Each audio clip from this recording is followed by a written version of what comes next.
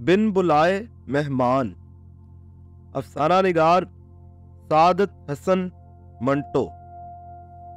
गालिब कहता है, मैं बुलाता तो हूं उनको, मगर ए जज्बे दिल उन पे बन जाए कुछ ऐसी कि बिन आए ना बने।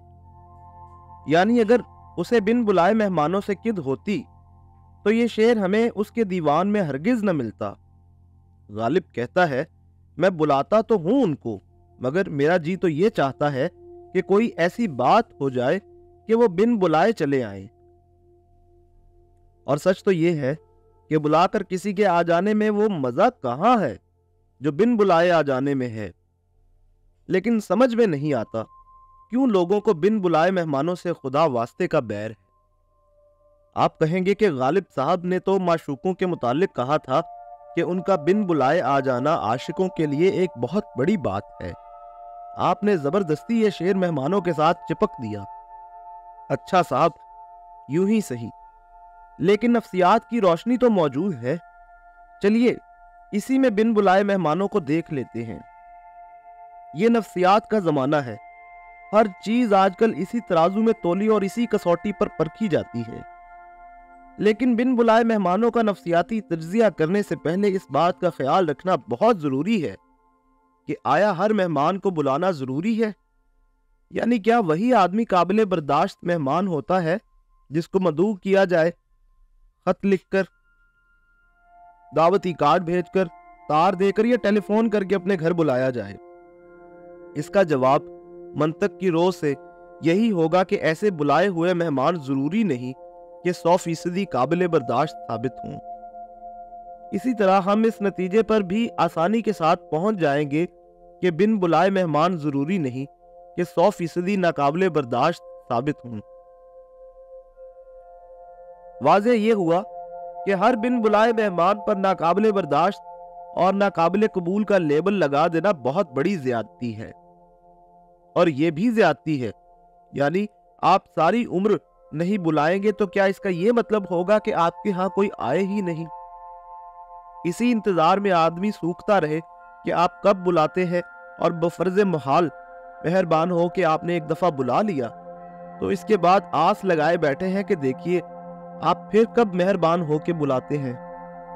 ना साहिब, बुलाना कोई जरूरी नहीं। जब भी किसी का जी चाहे चला आए। दोस्तों में ऐसी भी क्या गैरियत। अरबों की मेहमान नवाजी मशहूर है, लेकिन हमने कभी ये नहीं सुना कि उन्होंने ऊंट रवाना करके मेहमानों को बुलाया हो। असल में वो मेहमान नवाजी ही क्या जो बुलाकर किसी आदमी पर आयद की जाए। हम तो अरबों के मुतालिक यही सुनते आए हैं कि उनके मेहमान अक्सर बिन बुलाए ही होते हैं। दिन को रात को किसी भी वक्त आ निकलते, दरवाजे खुले पाते। हातिम ताई कभी पैदा ना होता अगर वहां मेहमानों को बुलाकर उनका मेजबान बनने का दस्तूर होता। अंग्रेजों की रोजमर्रा की जिंदगी बड़ी नपी तुली है। मिनटों और सेकंडों का हिसाब किया जाता है। बिन बुलाए किसी के यहां जाना उनके नजदीक बहुत बड़ी बदतमीजी है। यही वजह है कि हातिम ताई के कद्दो कामत की एक भी शख्सियत उनकी तारीख में नजर नहीं आती। लेकिन यहां हातिम ताई के कद्दो कामत की शख्सियतें पैदा करने का सवाल ही नहीं। हमें तो सिर्फ ये देखना है कि बिन बुलाए मेहमान को सोसाइटी क्यों ऐसी बुरी नजरों से देखती है, और माशरे में उसकी हैसियत एक खारिश ज़दा कुत्ते से भी बदतर है। मान न मान, मैं तेरा मेहमान, ये बिल्कुल और चीज है। लेकिन बिन बुलाया मेहमान हरगिज मलोन और मतून नहीं होना चाहिए, बल्कि मेजबानों को उल्टा उनका शुक्र अदा करना चाहिए कि ये उनमें खुद एतमादी पैदा करने के मूजिब होते हैं। और खुद एतमादी, जैसा कि आप जानते हैं, इंसान के किरदार में बहुत ही जरूरी है।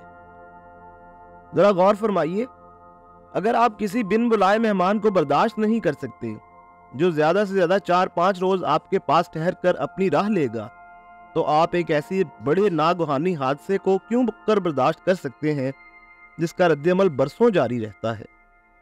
मुल्क की सियासत में किसी अचानक तब्दीली को आपका जहन कैसे बर्दाश्त करेगा, और आप क्यों कर इस तब्दीली के साथ खुद को समो सकेंगे?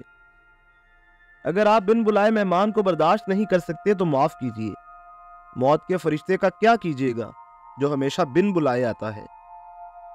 दुनिया कुछ भी कहे, लेकिन ये अमर वाक़ई है कि हर बिन बुलाए मेहमान की आमद ना बुलाने वाले मेजबान में खुद एतमादी पैदा करती है। दावत का ऐलान करके और खुर्रो-नोश का जुमला सामान तैयार करके 1, 10 या 20 आदमियों को मेहमान बना लेना कोई बड़ी बात तो नहीं। बड़ी बात तो इस वक्त होगी जब आपके फरिश्तों को भी खबर ना होगी और 3-4 दोस्त बैक वक्त ये यके बाद दीगरे आपके घर आ धमकेंगे और आपको अफरा तफरी में उनके खाने पीने और रहने सहने का इंतजाम करना पड़ेगा। साहिब खाना या मेजबान के सलीके का अंदाजा ऐलान करके दी हुई दावतों और बुलाकर बनाए हुए मेहमानों की खातिर मदारत से बतरीके एहसन कभी नहीं हो सकता। आपकी बेगम साहिबा के, आपके नौकरों के हुस्न इंतजाम, खुश सलीकगी और रख रखाव का सही अंदाजा सिर्फ उसी वक्त होगा जब आप इम्तिहान के लिए तैयार ना होंगे। इंस्पेक्टर जब बताकर स्कूलों का दौरा करते हैं कि वो फलां दिन फलां स्कूल का मुआयना करेंगे तो उस दिन उस स्कूल का गलीज तरीन कोना भी साफ होता है। सही मुआयना तो असल में उस वक्त होगा जब इंस्पेक्टर सरप्राइज विजिट पर आ निकलेगा। इंस्पेक्टर तो महज अपने फराइज से सुबकदोश होने के लिए मुआयने पर आते हैं, लेकिन बिन बुलाए मेहमान गैर शऊरी तौर पर मेजबानों को अपने फराइज से सुबकदोश होने का मौका मुहिम पहुंचाते हैं। सोसाइटी ने मलून और मतून गिरदानती है, लेकिन हकीकत उसके बिल्कुल बरक्स है, इसलिए कि उनका वजूद सोसाइटी के हक में बेहद मुफीद है। यहां तक कह चुकने के बाद मैं आपको बताता चलूं और बेझिझक बताना चाहता हूं कि मैं बुलाने पर किसी के यहां आज तक नहीं गया। मुझे अच्छी तरह मालूम है कि मेरे अक्सर और बेशतर मेहमान मुझसे नाला हैं कि मैं बिन बुलाए आ धमकता हूं, लेकिन इसके बावजूद मैंने अपनी आदत नहीं बदली, इसलिए कि मुझे इसमें कोई कबाहत नजर नहीं आती। मैं शायर मिजाज हूं, ठुस वाकयात और स्पॉट चीजों से मुझे कोई दिलचस्पी नहीं। शादी ब्याह और सालगिरह वगैरह की दावतें मेरे लिए बिल्कुल बेकैफ हैं। वो खेल और तमाशा भी मेरी नजरों में कोई वक़्त नहीं रखते जिनको देखने के लिए आदमी को वक्त का पाबंद होना पड़े। मुझे उस बिस्तर पर कभी नींद नहीं आ सकती जो मेरे लिए खास तौर पर तैयार किया गया हो। वो मेहमान नवाजी मुझे खटकती है जिसमें पहले की तैयारी की हल्की सी झलक भी हो। वो लोग जो मुझे या मेरे मिजाज के आदमियों को हिकारत की नजरों से देखते हैं, उनके मुतालिक मुझे अफसोस से कहना पड़ेगा कि वो शेरियत से यकसर खाली हैं। ड्रामे को समझने और इससे हज़ उठाने की सलाहियत उनमें जरा भर नहीं। हादसात का मुकाबला करने की ताब तो माफ कीजिए उनमें सिरे से होती ही नहीं। ऊंची सोसाइटी की एक खातून थी जिनके मुतालिक ऊंची सोसाइटी ही में ये मशहूर था कि परले दर्जे की मेहमान नवाज हैं। मतलब ये था कि वो हर हफ्ते बिला नागा एक पार्टी दिया करती थी जिसमें शहर की तमाम ऊंची शक्तियों को मदऊ किया जाता था। मैं उनके यहाँ जब भी गया बिन बुलाए गया। वो मुझे बहुत ऊंचे दर्जे का बदतमीज समझती थी और मैं समझता था कि वो बहुत ही ऊंचे दर्जे की खातून है, लेकिन उनके दिल का निचला हिस्सा जहां दर्द मिन्नत कशे दवा नहीं होता, जहां तीरे तमाम कुश पर तीरे नीम कुश को तरजीह दी जाती है, सिरे से मौजूद ही नहीं था। नतीजा ये हुआ कि एक रात वो एक बिन बिलाई चूहिया को देखकर बेहोश हो गई और ये सदमा उन्हें तादमे आखिर रहा कि उनके घर में जहां मच्छर निकाल देने पर वो 10,000 रुपए हार देने के लिए तैयार थीं, एक चूहिया निकल आई। मैं अर्ज कर चुका हूं कि ऐसे लोगों में हादसात का मुकाबला करने की ताब बिल्कुल नहीं होती। उस खातून की जगह जिनका जिक्र मैंने अभी अभी किया है, अगर कोई ऐसी औरत होती जिसके दिल के निचले हिस्से में अगर ख्वाही हयात अंदर खतरजी का जज्बा मौजन होता, तो मैं समझता हूं उस रात महफिल दरम बरम होने के बजाय और जम जाती और ऐसे लतीफे होते जो सबको तादमे आखिर फरहा और शादा रखते। आप यकीन नहीं करेंगे, मगर कभी आप ऐसे मेजबान को जिसे बिन बुलाए मेहमानों से चिढ़ हो, शेक्सपियर के ड्रामे पढ़ने के लिए दीजिए। दूसरे पढ़ पढ़ कर सर धुनेंगे, मगर उस पर जरा भर असर नहीं होगा। इसी तरह फनूने लतीफा से भी ऐसे शख्स लुत्फ अंदोज नहीं हो सकते, क्योंकि उनमें शय लतीफ की कमी होती है। अगर ये कमी ना होती तो वो उन तमाम लताफतों को समझ सकते जो बिन बुलाए मेहमानों की आमद के साथ उनके घर में दाखिल होती हैं। आपकी अपनी बीवी के साथ जबरदस्त चिख हुई है। वो मिस्र थी कि मैके जाएगी और जरूर जाएगी। आप उसके खिलाफ थे। नौबत यहां तक पहुंच चुकी थी कि आपने पूरा डिनर सेट गुस्से में टुकड़े टुकड़े कर डाला और आपकी बीवी अपनी नई साड़ी की चिंदी चिंदी करके बैठी रो रही थी। आप 3 बार तलाक कहने वाले थे कि दरवाजे पर दस्तक हुई या जोर से घंटी बजी। आपने उठकर दरवाजा खोला और क्या देखा कि मैं अपनी बीवी बच्चों समेत खड़ा। आप चिल्लाए, अरे तुम कहां? आपने फिर मेरी बीवी की तरफ देखा और अपने चेहरे पर से कुदरत के तमाम आसार दूर करने की कोशिश करते हुए उसको आदाब अर्ज किया। थोड़ी देर ठटके, फिर जोर से मेरे कंधे पर हाथ मारा और कहा, चलो भाई अंदर, बाहर सर्दी में क्या खड़े हो? चलिए साहब। हम अंदर दाखिल हो गए। हमने इधर उधर देखा और पूछा, बेगम साहब कहाँ हैं? सो रही हैं। आपने खट से झूठ बोला, नहीं अंदर हैं, जरा तबीयत खराब है। मेरी बीवी ने झट से बुर्का उतारते हुए तशवीश भरे लहजे में कहा, हाय क्या हुआ दुश्मनों को?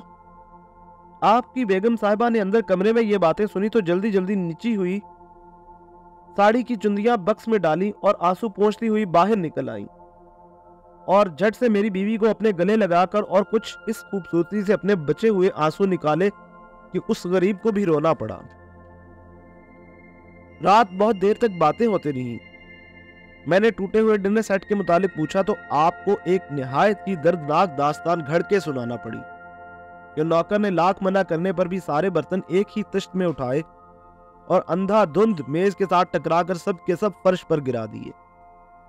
गरीब नौकर को मैं भी आपके साथ गालियां देता रहा, हालांकि साफ देख रहा था कि सेट शिकनी आप ही का काम है, क्योंकि फर्श पर गिरकर प्लेटों के टुकड़े अलमारी तक कैसे पहुंच सकते हैं। फिर सोने के वक्त आपकी बेगम साहिबा ने गलती से अपना वक्त खोला और मेरी बीवी धुनी हुई साड़ी देखकर चिल्लाई, हाय बहन ये क्या हुआ? तो आपकी बेगम साहिबा को एक फर्जी कहानी सुनाना पड़ी। इन कमबख्त चूहों ने तो नाक में दम कर रखा है। पिछले महीने मेरा साटन का सूट गारित हुआ, आज ये नई साड़ी। गोलियां डाली, तोसों पर जहर लगा के रखा, मगर इनसे निजात ही नहीं होती। मेरी बीवी को अच्छी तरह मालूम था कि साड़ी को गारित करने वाली खुद आपकी बेगम है। क्यों चूहे फाड़ते नहीं, बोटियां नोचते हैं। लेकिन वो बेचारी आपकी बेगम को चूहे मारने की कई तरकीबें समझाती रही। हम 10 दिन आपके यहाँ रहे। आपको बहुत कोफत हुई, इसलिए कि हम बिन बुलाए मेहमान थे। कई दफा हमने आप मियाँ बीवी को आपस में हमारे मुतालिक खुसर फुसर करते सुना कि ये कमबख्त टलते क्यों नहीं। लेकिन अफसोस है कि आपने हमारी बरवक्त आमद के फवायद पर गौर न किया। मैं ऐसी हजारों मिसालें पेश कर सकता हूं। एक साहब के यहाँ हम 10 रोज ठहरे। उनकी बीवी, उनकी 2 सालियां, उनके बच्चे सब बला के चटोरे थे। बिल्डिंग के उस हिस्सा से कोई भी खांचा वाला गुजरे ठहरा लिया जाता था और सैकड़ों रुपए माहवार हर माह यूं बर्बाद कर दिए जाते जैसे साहिब खाना को सख्त शिकायत थी कि खाना कोई नहीं खाता। लेकिन अलम गलम चीजें दिन भर खाई जाती हैं। हम सिर्फ 10 रोज उनके यहाँ ठहरे। आप यकीन मानिए, चौथे रोज उन सब का चटोरापन गायब हो गया और वो बकायदा घर का पका हुआ खाना खाने लगे। लेकिन मुझे अफसोस से कहना पड़ता है कि हमारी आमद के इस अफादी पहलू को बिल्कुल नजरअंदाज कर दिया गया है और हम पर बिन बुलाए मेहमान का लेबल चस्पा हो गया।